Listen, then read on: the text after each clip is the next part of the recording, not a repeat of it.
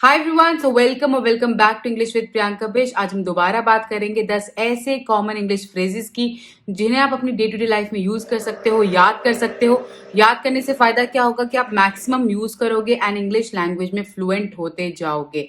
Alright, so without much adieu let's get straight to the video. So the first one is thank you in advance. इसका मतलब होता है कि अगर आपने कोई काम किसी को ऑलरेडी दिया हुआ है तो आप ऑलरेडी ये मान के चल रहे हो कि वो काम कर ही देंगे, इसलिए आप उनको धन्यवाद एडवांस में ही दे देते हो। That is thank you in advance. Alright, the next one, no worries. इसका मतलब होता है अगर आपके सामने वाले इंसान ने या किसी और से कोई गलती हो जाए, वो आपसे माफी मांगने की कोशिश करे तो आप बोलो no worries. Alright, next one, did I get you right. ये तब यूज होता है, फॉर एग्जाम्पल आप किसी से बात कर रहे हो, कोई आपसे कुछ बोल रहा है एंड आपको समझ नहीं आया तो आप दोबारा चाहते हो कि वो इंसान उस चीज को रिपीट करे, तो यू कैन से did I get you right and उसके बाद आप वो बोलोगे जो आपको समझ नहीं आया। Next one, don't take it to heart.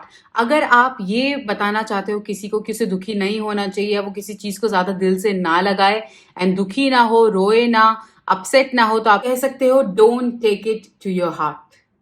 Next one, fingers crossed. अगर आपको किसी को गुड लक विश करना है, किसी को ये कहना है कि उनका जो इंटरव्यू है या कोई भी प्रोजेक्ट है वो अच्छा रहे, तो you can say fingers crossed.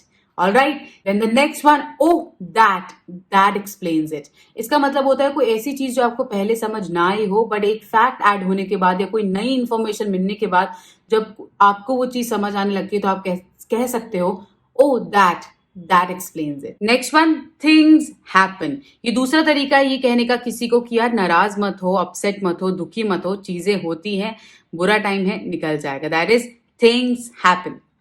Next one, sorry to bother you. इसे आप दो सिचुएशन में यूज कर सकते हो। फॉर एग्जाम्पल अगर आपको सामने वाला बिजी दिख रहा है, वो किसी काम में एंगेज है ना, आपको उससे कुछ कहना है, तो आप कह सकते हो सॉरी टू बॉदर यू, कि आपको परेशान करने के लिए माफी, बट ये मैं काम आपको बताना चाहता हूँ, यही कुछ पूछना चाहता हूँ।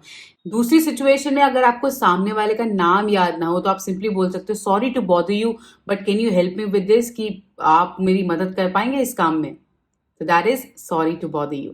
Next one is I will be with you in a minute. ये तब आप यूज कर सकते हो फ्रेज जैसे कि आप ऑलरेडी किसी काम में एंगेज हो, किसी से बात कर रहे हो और कोई दूसरा इंसान आपको आवाज दे रहा है, बुला रहा है किसी काम के लिए, तो आप कह सकते हो कि बस 1 मिनट दो, I will finish this conversation then I will get back to that is I will be with you in a minute. Alright, then the next one, where were we.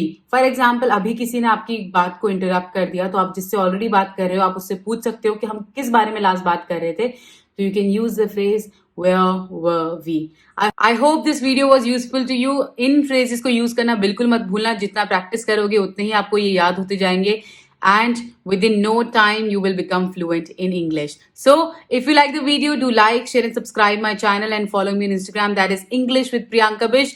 Hope to see you soon. Have a great day ahead.